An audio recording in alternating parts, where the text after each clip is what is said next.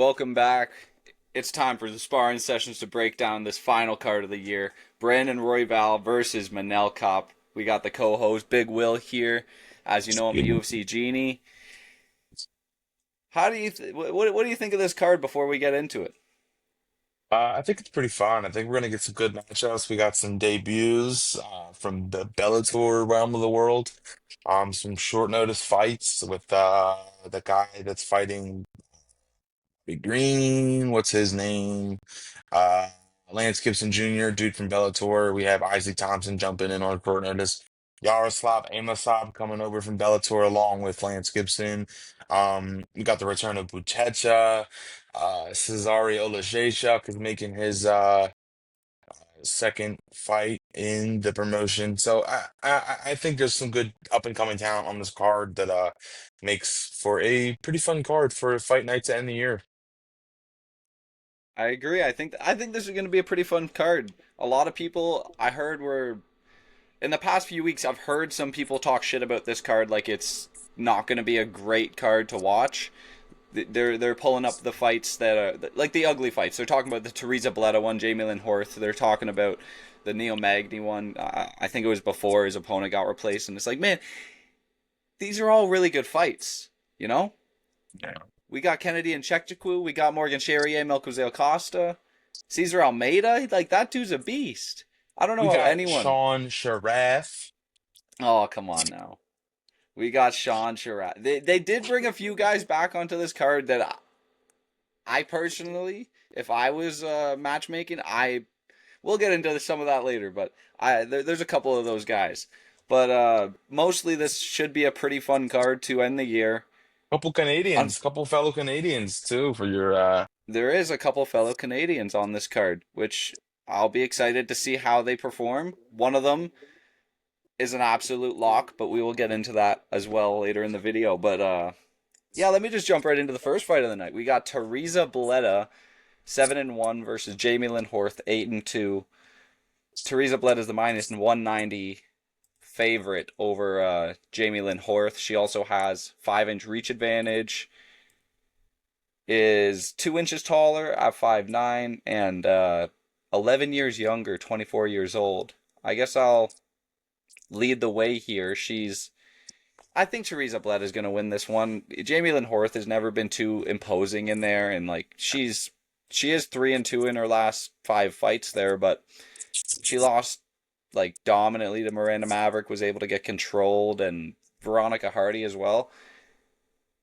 She has kind of gritty like boxing, like she will back you down and like throw some volume out there, which it'll be interesting to see how Teresa Bled fares with that. And she hasn't fought in like 2.5 years, but I like that win over Gabriela Fernandez. So I'm saying Teresa Bled a decision, I think. uh man, I think I see a lot of people on Horth, but I think Blade is pretty decent, honestly. She is for what it's worth, like a finisher, man. She's got 4 wins by finish, two of each twist. But I think the Gabriela Fernandez win and the Natalia Silva loss both age very well. Um, I think Horton's pretty good. I think her fight against Maverick was pretty dang close. I think I was there for that live. Um, from what I remember, I think that it was a pretty close fight. Um, but yeah, I'm gonna think. I think that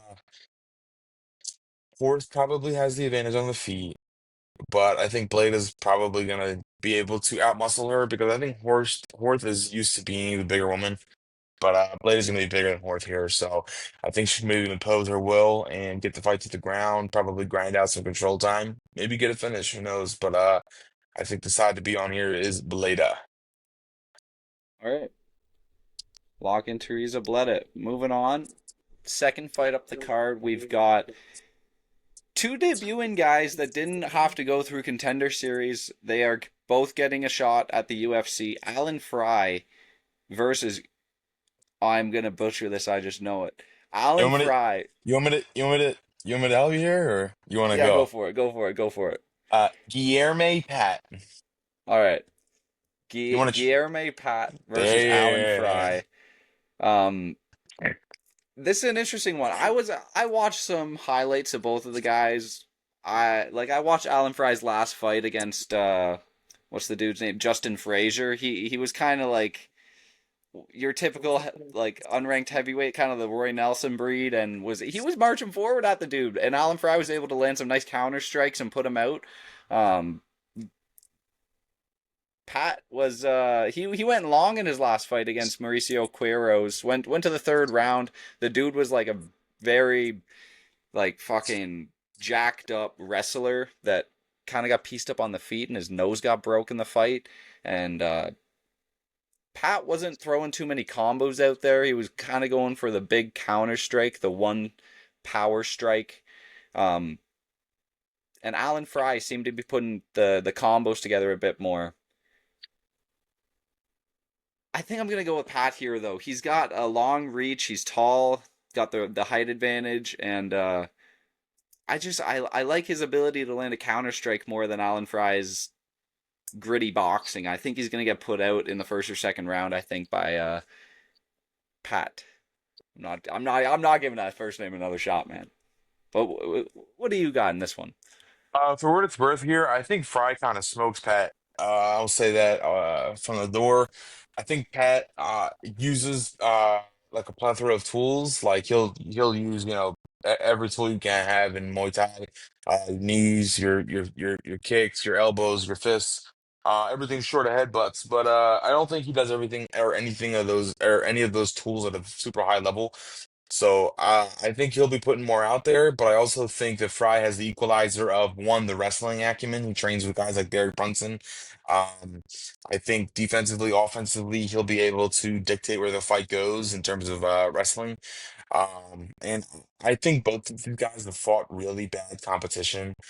Fun fact, Fry and friend of mine in the shows uh, fought the same guy in Brian Jackson, Tuco Tokos. They both fought this guy named Brian Jackson. He's like one of the worst guys, like on the regional. He's like 1-10 or 1-11 now at this point. Well, for what it's worth, I spoke to him a couple of years ago about that fight. It was really funny, very funny at the moment, but whatever. Um, but I think that his last fight against Justin Frazier, I think Justin Frazier is better than anybody Pat's ever fought. Um, it's not saying much, but I think it matters. Um, I think that Fry has the sharper hands. I think that he can mix it up better than Pat will, and I think Fry will get him out of there toward the end of the first round. All right. So we're yeah, we got different picks there, man. Let's see how that goes. I'm excited. Next fight up the card, I'm also very excited for. Luana Santos versus Melissa Croden. Luana Santos 9-2, Melissa Croden 7-2, coming off of her debut win in the UFC against Tainara Lisboa. KO'd her in like the second or third round. I think it might have been third round. Uh, Luana Santos also has a win over Tainara Lisboa. She finished her with a Americana. She lost the fight before that to Casey O'Neill. It was a short notice fight against Casey O'Neill. Lost a unanimous decision to her, but she's been pretty good on full camp in the UFC. She's been pretty dominant, able to get her grappling going in fights. And I cannot shake Melissa Croden against Jacqueline Cavalcanti on the regional scene. I watched that fight. I went back and I watched it. And Jacqueline Cavalcanti, in the span of like 20 seconds, dropped Croden 4 times in a row. Croden got right back up to her feet and just got dropped right again and again and again and again. And I cannot get that out of my head. And just because she beat Tainara Lisboa, I'm not taking her to beat my queen, Luana Santos. I'm taking Luana Santos to absolutely pummel Croden on the ground and submit her within 2 rounds. It's my official pick. What do you got? Oh man, I think it's a tough fight. I don't know if Santos will be able to really dictate the fight. I don't know if she'll be able to get it to the ground as much as she might want here, just because of the sheer physicality of Croden. But I really wanted to pick Croden here, but I'm gonna go with Luana Santos just because of the fact that I think if she does get on top, she might be able to end the fight really quickly. So I don't think I can say much more than you have. So yeah, just give me Santos here by finish. Sweet. Yeah. All right. Next fight. We got the debuting off of Contender Series. Steven Asplund off of a great win on Contender Series against Anthony Garascio. KO'd him in the first round. That dude was talking hella shit before that fight too. He's against Sean Sharaf, who lost his first fight in the UFC against Junior Tafa. That was a might have been the worst round of the UFC I've ever seen. But Tuco yeah, you got victim. Tuco's Tuco victim. Vic. Yeah. Um, you got an inch reach advantage for Steven Asplund, 2 inch height advantage. 5 years younger, and this dude's I'd say he's white hot right now. This dude is like on fire with his potential and his the hype that he has, I'd say, coming off of that win on Contender Series. He's kind of getting gassed up a lot, and I think he's going to shine against Sean Sharaf. I don't really see him as a crazy dominant heavyweight or anything. I think he's going to be able to get picked apart and put out within the first round of this fight. And that's Steven Asplund's boxing is great, and I think he's going to really show that off. We're saying round one KO, I think. What do you got? I agree with you. I don't think Sharaf has much for him. I think Aspen really kind of sucks on the ground, but I don't know if Sharaf will be able to really take advantage of that. He got Tafa down a few times, but yeah, I mean, he's outsized Tafa by a good margin. He's not going to outsize Aspen here. I don't know if he'll be able to get him down at all.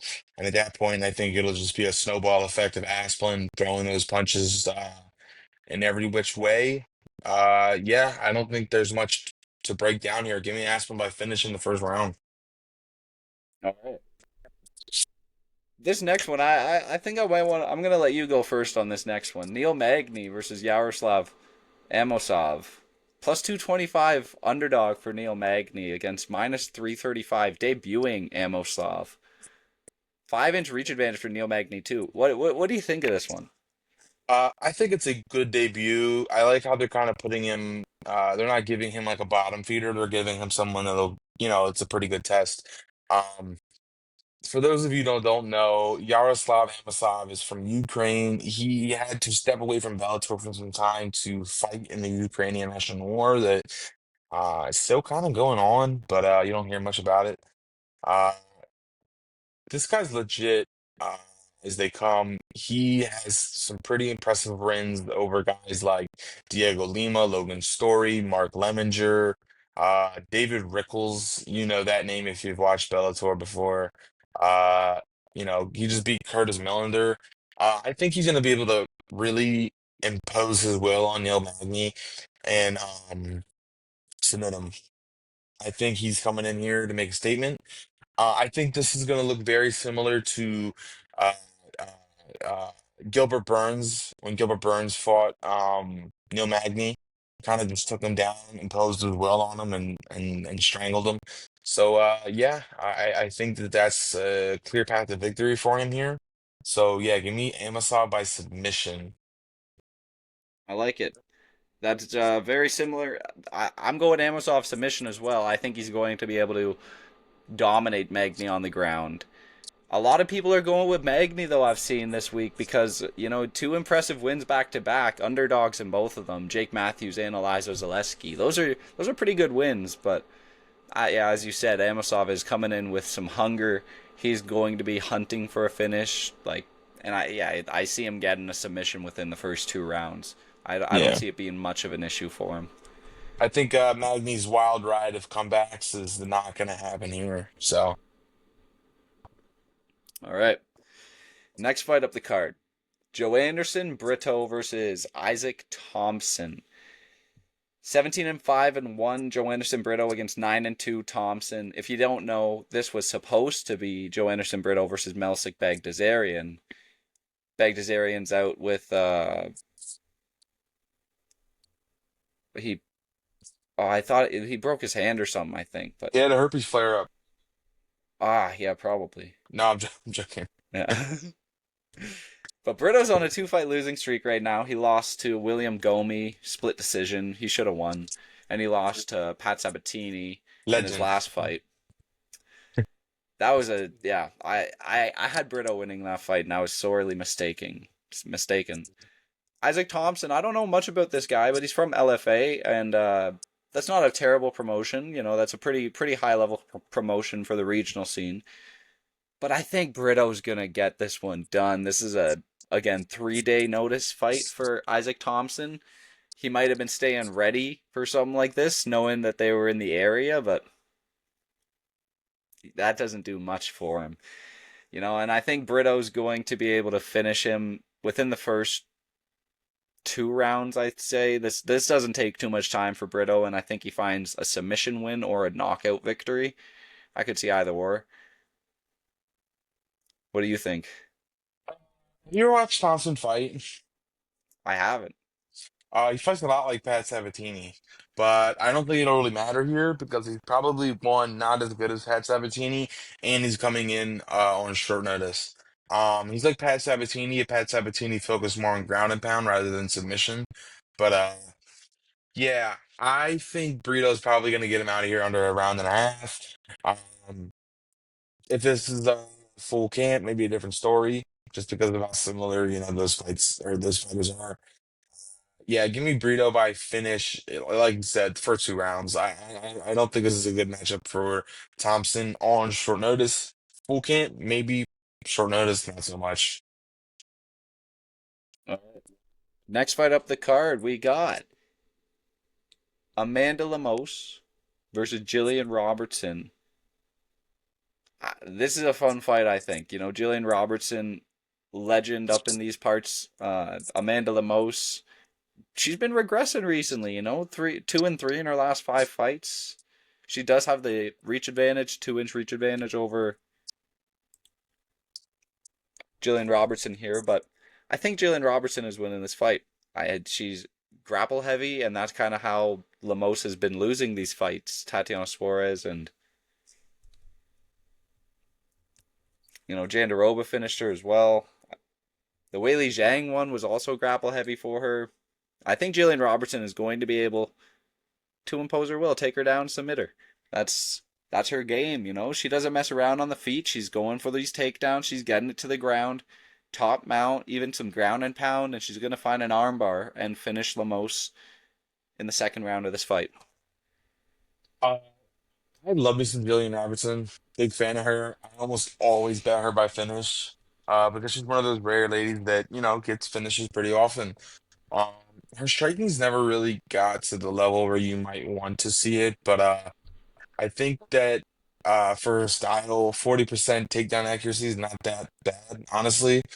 She gets them. They might not be always like the most uh, conventional takedowns, but in her last 4 fights, she's gotten what, how many? 11 takedowns in 4 fights. That's pretty damn good for especially for uh a women's fighter at this weight class. I also think Robertson is going to get a finish here, probably by submission. Um, Wow, her last 2 finishes were by TKO. That's pretty impressive. But yeah, Yeah. she's got some nasty ground and pound. She will use those 12 to 6 elbows when she has the ability to do so. I think she's a bit of a sitting duck on the feet with Lemos here, but I don't know if she'll have to worry about that too much because if Lemos starts letting loose on her, she's gonna get dumped on her head. So give me Robertson here by a blowout. All right. And moving up to the next one up the card, we got Lance Gibson Jr. coming in on short notice against King Green. 32-17-1. I finally called him his legally adopted name. King Green versus Lance Gibson Jr. You know, Gibson does have the inch and a half reach advantage. Same height, 5'10". And I still want to just call him Bobby, man. 9 years older. He's 39 years old, right at the end of his career. I'm gonna let you go first on this one. Who do you got? I'm gonna act like I didn't ask you this before the podcast. Um, do you know who Lance Gibson Jr. fights a lot like? Do No, you I know? don't. Grant Dawson. Uh, he fights very similar to him. Like I said earlier with the Brito fight, I think on a full camp, maybe a different story. Short notice, I think Green has all the advantage here. His hands are already low. Um, Better to defend shots. Bobby Green's a pretty good wrestler. Like he can scramble with the best of them. Um, I'm a fan of it, Bobby Green's King Green's. Excuse my disrespect. Um, I wouldn't be surprised if we see a very similar performance that King Green had against Jim Miller, where he just pieced him up, met him at the end of every single one of his strikes that he threw, and bust Gibson up. Gibson's been finished before, and I would not be surprised if we see that again. But on the safe side, on the extra leg to your parlay side, give me Bobby Green just to win. And Bobby Green's a minus 210 on the betting lines. Oh, it's like screaming at me to go against him here. 39 years old, I don't pick 40-year-olds. Fuck. I am torn on this one, I'm not going to lie. But I'm going to trust in the fact that this guy fights like Grant Dawson and gets put out by a jab. Bobby Green is knocking out this kid on short notice. This guy's not ready for the bright lights, He's not ready for King Green with his money stack. This dude's putting out Lance Gibson for sure. All right, so next fight up the card, we've got Kennedy and Nzechukwu versus Marcus Buchecha. 14-6 Kennedy and Nzechukwu against 5-2 Buchecha. And Nzechukwu's coming off of that loss to Walter Walker 4 months ago, or nearly 5 months ago at this point, where Walker just ran at him and heel hooked him. That's pretty much exactly how that fight went.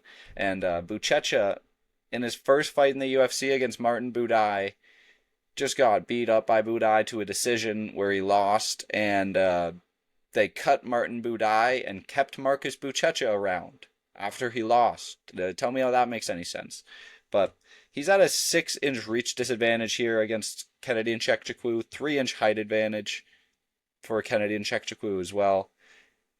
This is a sure thing, I think. This is like an absolute dynamite play. Kennedy and Nzechukwu by TKO over Marcus Buchecha is my official pick. I think this dude, Buchecha, doesn't belong. I don't know what they see in him, to be honest, after that Martin Buday fight. I feel like we saw his game. We saw the pinnacle of Marcus Buchecha. And I think Kennedy Nzechukwu is a nasty striker when he doesn't have a Walter Walker running at him like a caveman hunting for his heel. I think Kennedy Nzechukwu is going to knock him out in the first or second round. What do you think? I think every time you expect Kennedy and Nzechukwu to blow somebody out of the water, he folds every time. Um, it's pretty, pretty upsetting to watch. I'll be honest with you. Um, I can't shake that Ovince St. Preux fight out of my head, like ever. He should have gotten out of there in the first 3 minutes of that fight, man. That was the corpse, the body bag of OSP. And then Walter Walker on paper is very similar to this fight. Buchecha just won not too long ago by heel hook in a uh, MMA match.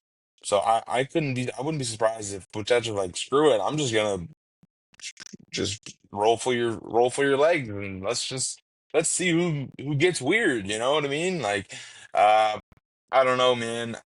I'm gonna pick Kennedy just for the sake of the show, but I'm not putting any money on Kennedy. That's for sure.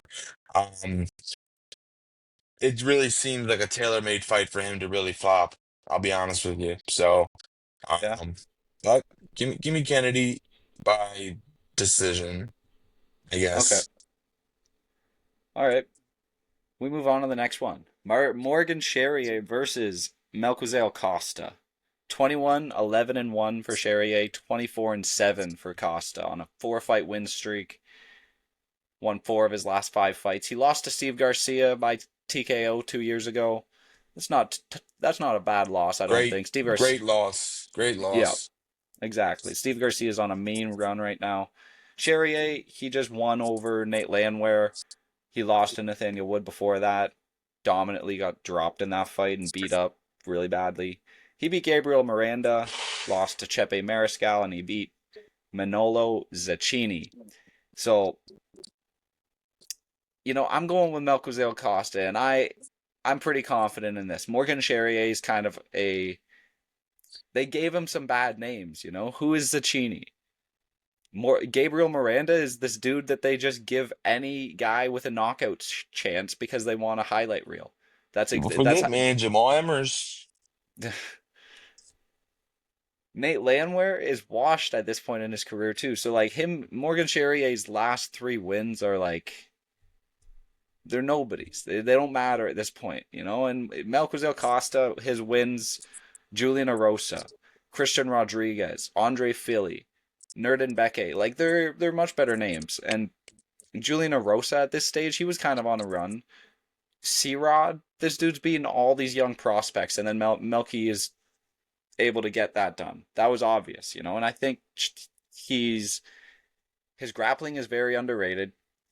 He's pretty good on the feet too, and I think Charrier he'd have to get a knockout or something in here. I don't see him winning a decision. I think Costa by decision is where I'm leaning towards. I'm also going Costa here. I think Charrier is not that great. I really don't believe he's great. He's got a ton of losses already in his early career. Um, Manolo Zucchini, I mean, what are we doing? That guy hasn't fought since he fought Charrier over 2 years ago. He got brought in just to fight Charrier and got destroyed in like 3 minutes. Like, have you thought about Manolo Zucchini since that fight? Have you thought about him once? No. Um, that's just bad business, man. I think Costa's gonna have the upside on the ground. I think he can hang with him on the feet. I wouldn't be surprised if he submitted him, man. I'll be honest with you. It's not something we've seen, uh, in all honesty. But yeah, give me Costa here to win. I like those odds, even money. All right, and this next one up the card, it's an interesting matchup. Cesar Almeida versus Cesario Lekjekcik coming off the Contender Series against Cesar Almeida, who's on a two-fight win streak right now. Hasn't fought in 10 months, though. He beat Ihor Pteria and Abdul Razak Al Hassan. Before that, he lost to Kopilov, split decision. Close fight, but just a bit too much takedowns and control for Kopilov. Cesare on the Contender Series was pretty dominant over Theo Haig, and I think I might have had Theo Haig in that one if I'm thinking back. Might have been it was like an underdog pick for Theo Haig, and it was a bad look. Um, he has nearly a 2-inch reach advantage over Cesar Almeida, 2-inch height advantage, much younger than Cesar Almeida, 12 years younger. But like Cesar Almeida is the world class decorated kickboxer. He's got all these credentials, and he's looked incredible. Honestly, his striking is pretty good. I want to let you go first on this one. Who do you got? Well, no, Lejacek. I think he mixes it up a lot better than his brother. I think he is just as dangerous as his brother with the hands. I like the work that he's doing down there with the fighting nerds down in Brazil. Um, I think Theo Haig is is pretty good, man. I'll be honest with you. So I think that loss for Haig isn't a bad one, but I think it's a equally as good win for Cesare Oleksiejczuk. Um, what are the odds on this fight? I want to know that. Do you know that offhand? Yeah, the odds I are got Oleg them. Jekcik's minus 200. Oh God, I don't like that. I think if you're targeting an underdog, I think Almeida's a good underdog. Um, yeah, give me Cesare here by decision. I think that these guys are gonna have a pretty good kickboxing match here. So do you want to hear something crazy? I'm on UFC stats right now. Sure. You want to hear something absolutely nuts? Cesar Almeida's strikes landed per minute is this is an average 4.16 strikes landed per minute. Cesare Oleksiejczyk's strikes landed per minute It's gonna be 28 insane. 28.33. It's like one in like 30 seconds. Yeah. It's because he won't. That's Yeah, funny. that's crazy. Yeah. And his striking accuracy is 100% too, apparently, and his defense is 100% as well. You never miss, baby. Yeah, never missed. That's like we got some crazy gassed up stats, so I hope they get a bit corrected after this Striking defense is performance. 100% too. He's never been hit. Don't get Yeah, hit. That's like that's great. nuts. Um, I didn't realize it was that much of a beatdown. 17 punches to nothing in the contender series is crazy. But Oh yeah, no, yeah. I'm also going Cesare. I think he's I like picking the younger guys usually. Like they got a bit more pop in them, and I feel like Cesar Almeida has he been? Yeah, he got knocked down against Abdul Razak Al Hassan. Oh my God! I'm thinking I can remember it vividly in my head Oh, he now was that I getting just hurt a said that. lot. He got dropped and nearly finished. Barely worked his way back up to his feet and landed the left hook to put out Abdul Killed Razak Al him. Hassan. I don't think he's I fought have a since. I don't think Abdul's fought yeah, since. no, that was such a crazy clip too. Oh my God. Yeah, it was. I'm saying Cesare finishes him in the first round. Now that I remember that, yeah, Hell yeah. I'm saying Cesare in the first round. Love that. That's the official pick. Moving on, co-main event time: Giga Chikadze versus Kevin Vallejos. 15-5, Giga versus 16-1 Vallejos. Giga is 2-3 in his last five fights on a two-fight losing stint over Arnold Allen and David Onama. David Onama, kind of a worse name there. But he does have a 6-inch reach advantage over Kevin Vallejos, as well as a 6-inch height advantage over Vallejos. Like that, is that not huge? That is absolutely massive. Like, I don't know if that's gonna be that might be a bit too much for Vallejos, to be honest. A bit too much, a bit too soon. Yeah. Ah, but I think Vallejo still wins this fight. I think Giga's washed, man. I don't think he has enough ability in this in at this stage in his career to impose his will on Kevin Vallejos and win.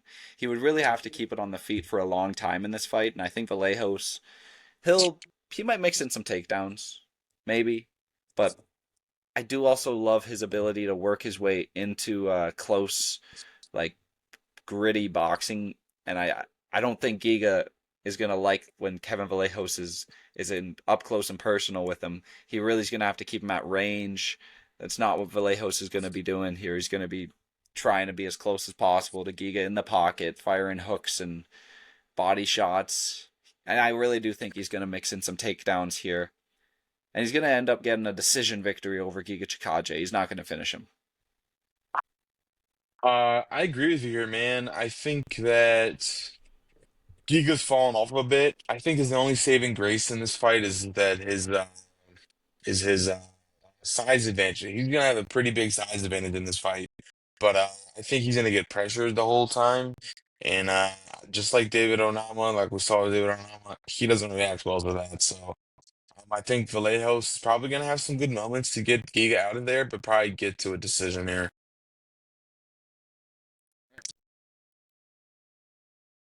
So we move on to the main event of the evening. Brandon Royval, Manel Kape, 17-8 Royval, 21-7 Manel Kape. Same reach advantage, or same reach at 68 inches, 4-inch height advantage for Brandon Royval. He did lose his last fight there to Joshua Van, future GOAT of the sport.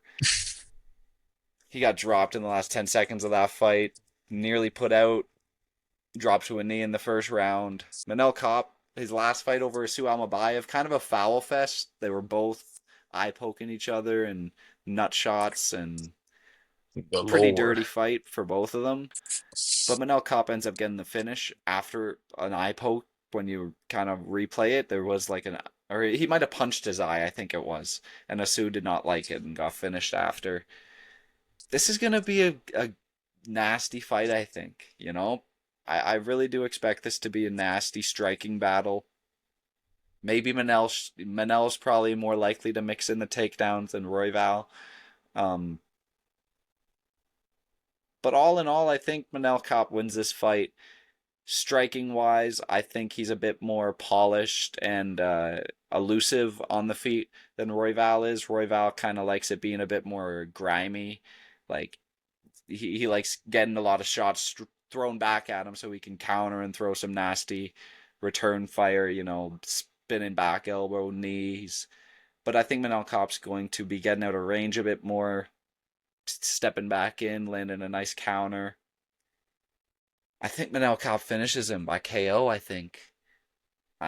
Might be in like the third round of this fight after just kind of a back and forth war. But yeah, I see Manel Kape finishing him. TKO, second, third round. What do you think? I'm on the other side here. I'm going with Brandon Royval. I think this fight's going to be a war until it's not. Um, I think that the slickness of Royval on the feet and on the ground is an advantage here. Uh, I think Royval could pull off a submission. I would not be surprised if that happens. Costin submitted twice, once by Kyoji Horiguchi. Nothing to, be too upset about, but he did get submitted by Kyoji Horiguchi. I also think these guys, I think Royval's been fighting the top guys a lot longer than Top has. Top's last two wins are against Amabayev and Bruno Silva, who are on like the bottom, like the lower end of the ranked guys. Um, no fault to his own. He's beating who they put in front of him, but the split decision to Nicolau doesn't age well at all. Um, Royval put him out in like 2 minutes, like around similar time too, like within like a year or two of each other. I think that this fight should be a pick 'em, not like a minus 250, minus 300. I think that'd be a lot more fair here. Royval's gonna throw the kitchen sink at you, um, until he can't anymore. Um, Royval's also never been knocked out. His shoulder got like crucified, and he got stuck in a bad position against Brandon Moreno, and they stopped the fight because his shoulder popped out. But no TKO losses for him. I think give me Royval by finish in rounds after 3.5 rounds. I would love to see that. I want to see how um we've seen Royval in these 5 round fights time and time again. Kape we haven't seen that much from. So yeah, give me Royval here. Fair enough, fair enough. Nice underdog win Mm, to end the ESPN era. Interesting. Interesting. That's an exciting one, man.